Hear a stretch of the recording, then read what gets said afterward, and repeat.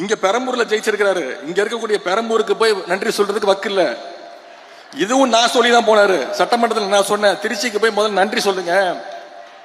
20 நாள் முன்னாடி சொன்னேன். போனாரு, நன்றி சொன்னாரா?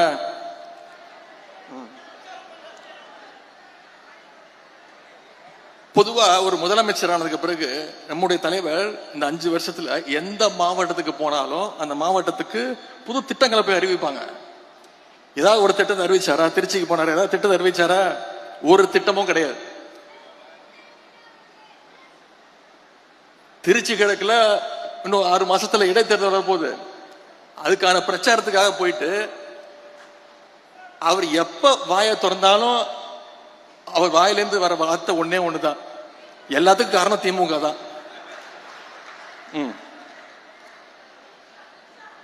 திருச்சியில் அவர் பேசுற பேச்சை கேட்டு இன்னைக்கு தமிழ்நாட்டு மக்கள் தலையில அடிச்சுக்கிறாங்க. இவரெல்லாம் ஒரு முதலமைச்சரா தேர்ந்ததுக்குமே இன்னைக்கு தலையில அடிச்சுக்க ஆரம்பிச்சுட்டாங்க.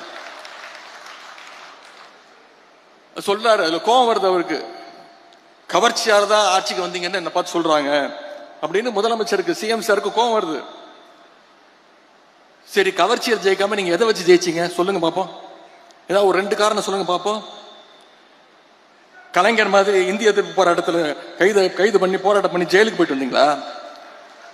சரி, எங்க தலைவர் மாதிரி மிசா கொடுமையில 1 வருஷம் உள்ள இருந்து வந்தீங்களா? கட்சி ஆரம்பிச்சே 2 வருஷம் தான் ஆகுது. மாநில உரிமைகளுக்காக என்னைக்காவது குரல் கொடுத்திருக்கிறீங்களா? ஒன்றிய பாஜக அரசு ஏதாவது குரல் கொடுத்திருக்கிறீங்களா? பின்ன வேற எதை வச்சு நீங்க ஆட்சிக்கு வந்தீங்க? ஏதாவது ஒரு போராட்டம் பண்ணிருக்கீங்க?